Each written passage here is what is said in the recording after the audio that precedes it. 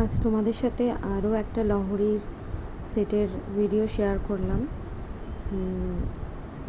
এটা একটা গোলাপের একটা লহরী, ছোট ছোট গোলাপ, খুব ছোট ছোট ছোট ছোট করে অনেকগুলো গোলাপ আমি করে নিয়েছি।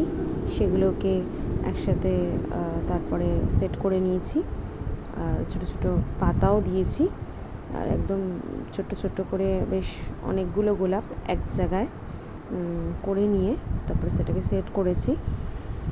দেখো কেমন হয়েছে কাজটা।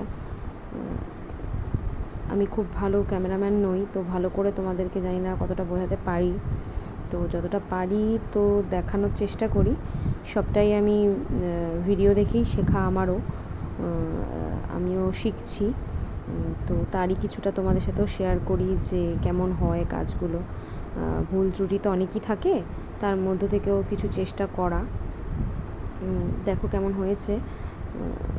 এরপর আমি কালার করব, কালার করার পর পুরো পুঁথি দিয়ে সেট করব, সেটা দেখো। ভালো হলে অবশ্যই জানিও।